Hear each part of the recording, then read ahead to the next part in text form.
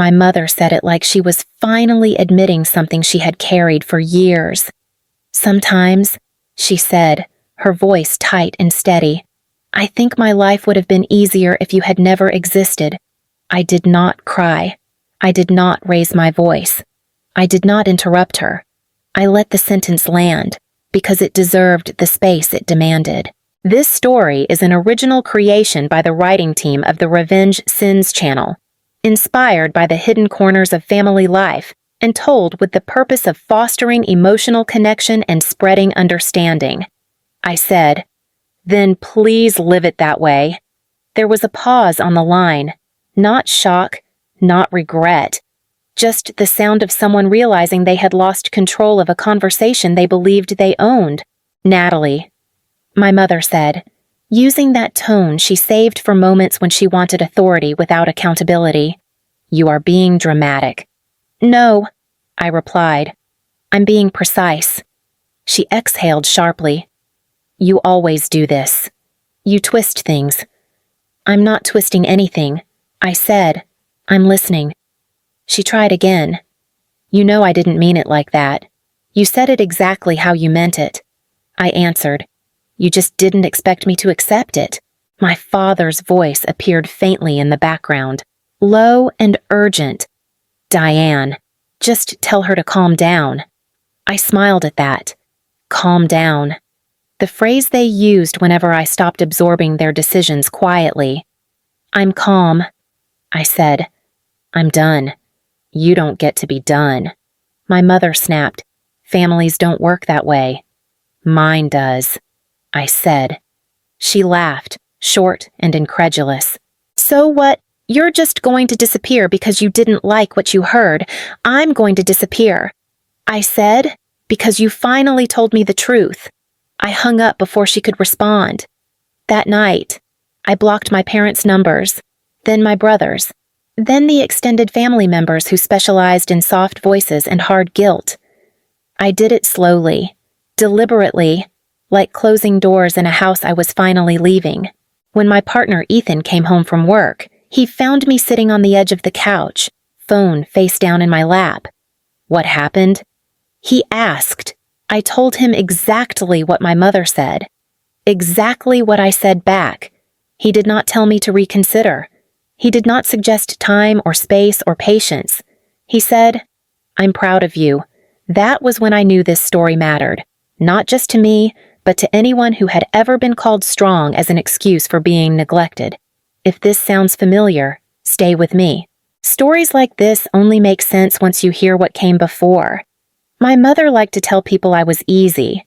"She's always been low maintenance," she would say, smiling like she was complimenting me. Never needed much attention. I learned early that this wasn't praise.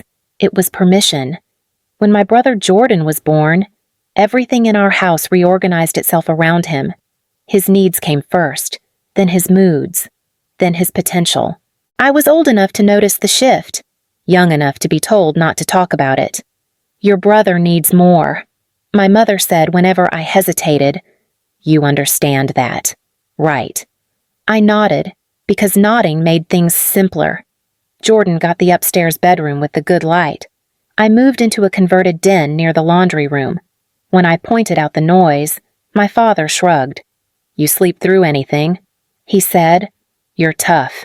At family gatherings, relatives would lean down and whisper, "You're the responsible one." They said it like it was a destiny, not a role assigned without my consent. Jordan was allowed to be loud. I was expected to be agreeable. If Jordan forgot his homework, my mother drove it to school. If I forgot mine, she sighed. "You're better than that." If Jordan cried, he was sensitive. If I cried, I was overreacting. Once, when I was about 12, I asked my mother why she always rushed to Jordan's side when he was upset. She didn't hesitate. "He feels things deeply," she said. "You don't." I felt that. When I brought home straight A's, my father nodded and said, "That tracks." When Jordan brought home a C, they talked about effort and potential and how grades didn't define intelligence. At dinner, Jordan complained about the food. My mother offered to make him something else. I said I was still hungry once, and my father replied, "Didn't you already eat?" The pattern was subtle enough to deny, consistent enough to bruise. "You're independent," my mother told me again and again. "You don't need us hovering." What she meant was, "You will not be disappointed if you stop expecting." By the time I reached my teenage years, I had stopped asking for help altogether. Not because I didn't need it, but because needing it felt like breaking an unspoken rule. Jordan was protected from discomfort. I was trained to endure it, and everyone agreed that this arrangement made perfect sense. The first time I understood what money meant in our family, I was 16. My father came home one evening grinning like he had won something. He tossed a set of keys onto the kitchen counter and called out, "Jordan, come here." My brother ran in, breathless. "What is it?" Dad pushed the keys toward him. "Your Jeep's ready. Took a while to find one worth fixing, but she runs great now." Jordan stared at the keys like they were proof of something he had always known. "You're serious?" "Of course I am," Dad said. "A kid needs freedom." I stood there quietly. I had been taking the bus to school for 2 years by then, waking up early so I wouldn't miss the transfer.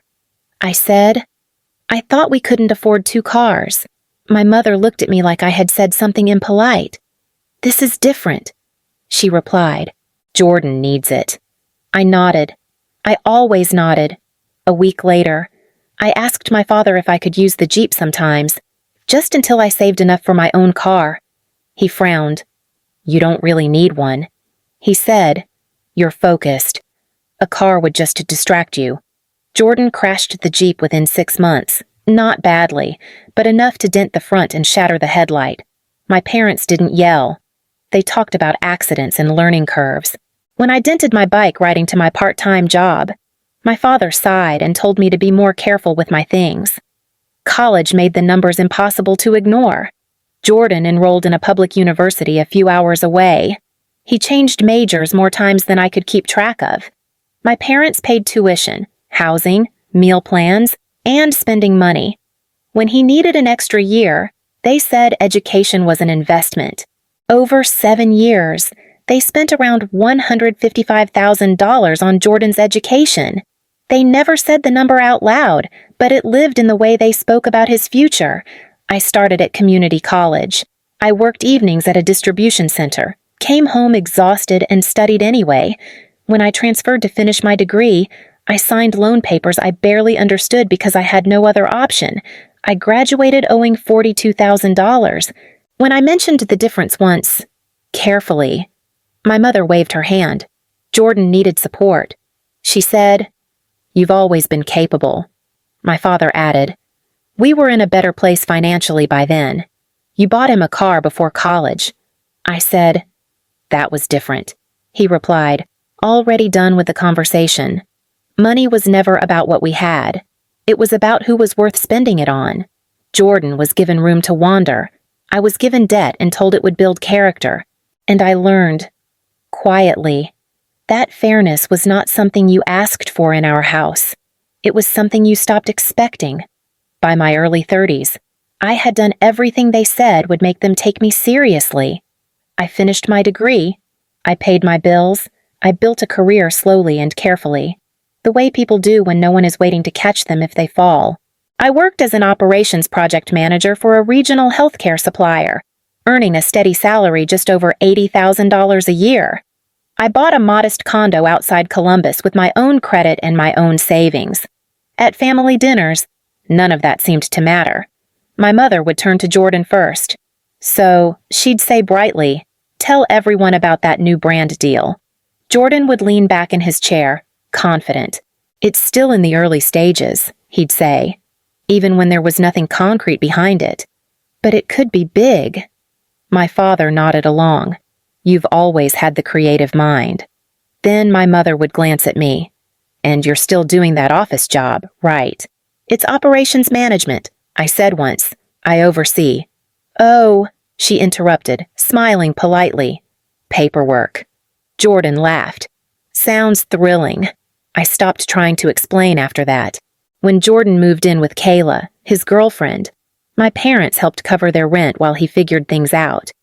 When I mentioned rising interest rates on my student loans, my father shrugged. You've always been good with money. My mother liked to compare us in ways that sounded harmless until they weren't. Jordan follows his passion. She said one afternoon while we were clearing plates, You're very practical. I like what I do. I replied. She tilted her head. But do you love it? The question was never about my happiness. It was about my usefulness. Later that same evening, she pulled me aside. When are you going to find someone more ambitious? She asked softly. Like Kayla, who photographed her meals and called it content. Kayla, whose rent my parents quietly helped cover. I'm happy with Ethan, I said. My mother sighed. I just want more for you. What she meant was more of what impressed her.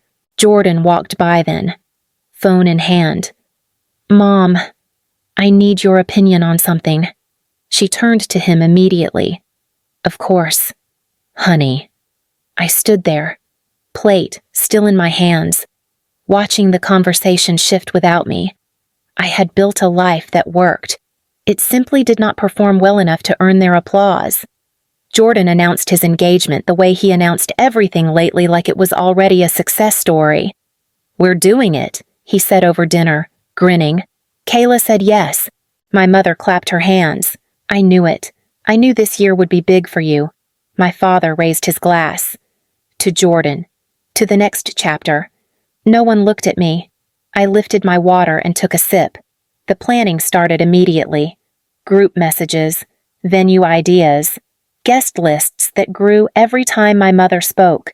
Within a week, it stopped sounding like an engagement party and started sounding like a production. A few nights later, my father called me. We're putting together the budget, he said, skipping any greeting. Your mom and I are covering most of it, but we wanted to talk to you about what I asked. You're doing well, he said carefully. We think it's fair you contribute. How much I asked? There was a pause. $3,500. I laughed. I did not plan to, but it came out anyway. That's not funny, he said. I know. I replied. That's why I'm laughing. Natalie, he warned. This is your brother. I'm aware, I said. Is Jordan contributing? Another pause. Longer this time. He's saving for the ring. My father said. We're helping with that too. So, I said, you're paying for the ring, most of the party, and asking me to fund the rest.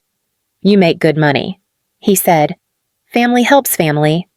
I let that sit between us. My student loans are still $42,000. I said, You never helped with those. That's different. He replied immediately. It always is, I said. He sighed, the sound of someone tired of being questioned. Just think about it. I already have, I said. The answer is no. The line went quiet. You're being selfish, he said finally. I'm being consistent. I replied. 2 days later, my mother called. We assumed you'd come around, she said, irritation slipping through her calm. We already put down deposits. I never said yes. I told her. She lowered her voice, the way she did when she wanted to sound reasonable. I raised you better than this. You raised me to survive without help, I said. This is me doing that. She inhaled sharply. You're punishing your brother. I'm declining to fund him, I corrected. Her tone hardened. You've always had an issue with him. No, I said. I've had an issue with being invisible. She did not respond to that. If you're still listening, stay with me. Because this was the moment where pretending stopped working and everything they had buried finally came to the surface. My mother called again 3 nights later. This time, she did not bother pretending it was casual. We need to talk, she said the moment I answered. We already did. I replied. No, you talked. She snapped. You accused. I stated facts. I said. You didn't like how they sounded. She ignored that. Your father and I have been very upset. I imagine you have, I said. She took a breath, steadying herself. This whole situation is unnecessary. If you would just admit you're overreacting, we could move on. Move on to what? I said. The next time you ask me to fund Jordan's life. Her voice sharpened. You always make it about money, because money is where the truth shows up. I said, it always has. She scoffed. We treated you both the same. No, I said. You treated us according to who you believed was worth investing in. That's not fair, she said quickly. Jordan needed more support, and I didn't. I said, because I handled things quietly. You were always strong, she replied, as if that settled it. You didn't need us hovering. That wasn't strength, I said. That was adaptation.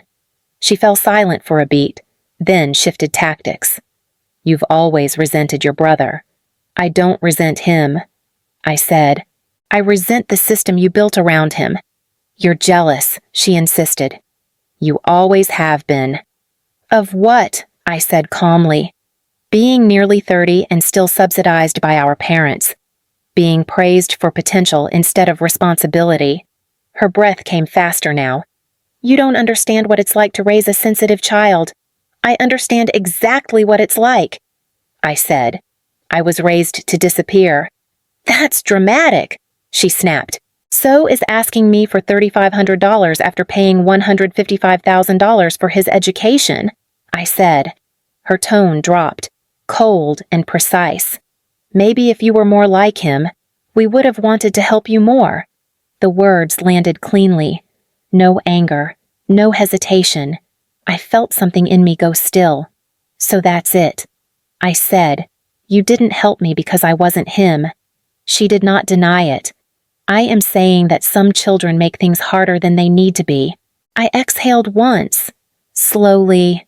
Sometimes, she said, and her voice did not shake. I think my life would have been easier if you had never existed. There it was. The sentence she had been circling my entire life. I did not argue. I did not plead. Then please live it that way. I said, from now on, act like I don't exist. Natalie, don't be ridiculous, she said quickly. You don't mean that. I do, I replied. Don't call. Don't text. Don't show up. I'm done being the daughter you tolerated. You are being cruel, she said. No, I said. I'm being accurate. I ended the call, blocked her number, then my father's, then Jordan's. One by one. Not in anger, in clarity. For the first time in my life, I stopped waiting for permission to leave. The silence lasted 4 days. No calls, no messages, no relatives reaching out with soft voices and heavy expectations. For a moment, I thought maybe they had finally accepted it. I was wrong. My supervisor called me into her office the following Monday. She closed the door carefully before speaking. HR received a message about you, she said. Anonymous. I sat down. About what? She said she was a family member. My supervisor continued, watching my face. She claimed you were under emotional distress and might not be stable enough to manage your responsibilities. My stomach dropped, but my voice stayed even. That was my mother. My supervisor nodded slowly. That was my assumption. She's upset because I cut contact, I said. She's trying to regain control. I know, she replied. If someone were genuinely concerned, they would have approached us differently. Still, I wanted you aware. I thanked her and left the office with my hands shaking just enough to notice. That evening, Ethan met me at the door. Your mom reached out. He said quietly. I set my bag down. What did she say? That she was worried about you. He replied, that you were isolating yourself, that I might be encouraging it. I let out a short breath. Did you answer her? No, he said. But she didn't stop there. He told me she had been waiting near the parking lot at his school. standing just far enough away to avoid being escorted off immediately. She asked to talk. He said, I told her no. She started crying. And I said, and I called security. He finished. The next morning, my phone buzzed with an alert from HR confirming they had documented the incident and would not engage with any external family communication without my consent. I sent a brief reply thanking them and attaching a timeline of events. 2 hours later, my father emailed my workplace from his personal account. We are concerned for our daughter. He wrote, her behavior has become erratic. HR forwarded it to me without comment. I responded once. I copied HR, legal, and my supervisor. This message is not authorized. Any further attempts to contact my employer will be considered harassment. That night, I blocked his email address. Jordan tried next. He showed up at my condo unannounced, pounding on the door like he had a right to be there. Open up, he called. You're blowing this out of proportion. I spoke through the door. Leave. You're ruining everything, he snapped. Kayla's parents are asking questions. Good. I said. They should. You always do this. He said. You make things uncomfortable. No, I replied. I stopped pretending. He stood there for a moment, waiting for me to crack. I did not. When he finally left, my phone lit up with a message from an unfamiliar number. This isn't over. It read. I saved it, documented it, forwarded it. They were no longer trying to fix the relationship. They were trying to protect the story they told about themselves, and I was no longer willing to carry it for them. I did not hear about Stephen Monroe from my parents or my brother. I heard about him from Kayla. She called me late one afternoon, her voice tight. My dad wants to understand something. I'm not sure I can help with that, I said. He's not calling to argue, she replied. He's calling because nothing adds up. Stephen did not raise his voice when he spoke to Jordan. I learned that later. He asked questions instead, the kind that don't sound threatening until there is no safe answer left. Why isn't Natalie involved? He asked. Why does everyone avoid explaining it? Jordan tried the version my parents preferred. She's emotional. She cut us off. Stephen paused. That's not an explanation. That's a label. He did not stop there. He looked me up online. My job, my work history, my steady life. Nothing matched the story he was being fed. So he asked around. A cousin mentioned college. An aunt mentioned money. Someone else mentioned the car. Eventually, the sentence my mother said reached him, stripped of excuses. Stephen called Jordan back. If your parents can erase one child, he said evenly, they can erase another when it's convenient. Jordan did not tell me that part himself. Kayla did. My dad doesn't want to contribute to the wedding anymore, she said quietly. Not until things are addressed. Jordan blamed me immediately. He tried calling from a number I didn't recognize. You need to fix this, he said when I answered by mistake. Her family thinks we're messed up. I didn't tell them anything. I replied. They asked. They think Mom lied. He said. They think you're the reasonable one. That's not my responsibility. I said. Kayla asked Jordan for counseling before setting another date. Stephen supported her. My parents refused. They insisted they had done nothing wrong. The wedding planning stopped without announcement. Invitations never went out. Deposits were quietly pulled back. Stephen sent me one message through Kayla. It was brief. I'm sorry this happened to you. You deserved better. I read it twice, then put my phone down. For the first time, someone outside the family had seen the whole picture without being told how to interpret it. And the truth did not need my help to stand. The fallout did not arrive loudly. It arrived in fragments, carried by people who no longer knew how to pretend nothing had happened. My aunt mentioned it first, carefully. Your parents aren't coming to church as much, she said. People ask questions. I did not respond. A week later, a cousin told me Jordan had started a full-time job in information technology support. He says it's temporary, she added, as if that mattered. Kayla confirmed it herself during a brief text exchange. He needed stability, she wrote. My dad made that clear. My parents did not reach out directly at first. Instead, a letter arrived in the mail. Handwritten. 3 pages folded neatly. My father's handwriting was steady. We always tried to meet each child's needs. He wrote, if we failed, it was never intentional. My mother added her own line at the end. We are sorry you felt hurt.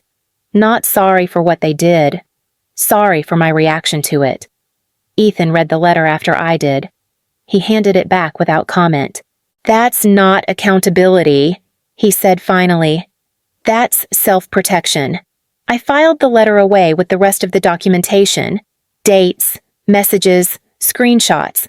Not because I planned to use them, but because I had learned the value of records. Jordan sent one message through a professional networking site. I'm in counseling, he wrote. I didn't see it before. I do now. I'm sorry. I replied with a single sentence. I hope it helps. We did not speak again. My parents stopped calling extended family gatherings. Their circle narrowed quietly. Invitations slowed. Conversations shifted. No one announced consequences. They simply accumulated. At home, life grew calmer. The phone stopped buzzing. The doorbell stayed silent. I slept through the night without bracing for interruption. Nothing had been repaired, but something had finally been released. We did not tell anyone at first. Ethan and I sat at the small kitchen table with a stack of papers between us. The kind that quietly change a life. He reached for my hand and said, We can keep this simple. I want it simple. I replied, I want it honest. The courthouse ceremony was scheduled for a Friday morning. No speeches, no guest list debates, no room for anyone who needed control to feel included. A week before, my aunt texted, Your mother heard you're planning something. I did not respond. The night before the ceremony, Ethan asked gently, Are you sure? Yes. I said, I'm not angry. I'm finished. At the clerk's window, the woman smiled and asked if I was changing my last name. No. I said, I'm keeping it. Ethan nodded without hesitation. Her name stays. When we stepped outside, he squeezed my hand. I'm proud of you. Those words still landed like shelter. Later that evening, I deleted the last saved voicemail from my mother. I did it without ceremony. I did not replay it. I did not brace myself. I pressed delete and watched the screen go blank. We went home and cooked dinner. Ordinary food, ordinary laughter. A life that did not need approval to exist. If you've stayed with me this far, thank you. Stories like this don't always end with apologies or reunions. Sometimes they end with clarity. Sometimes the bravest choice is building something quieter, something real. This is the family I chose. And this is where my story finally belongs.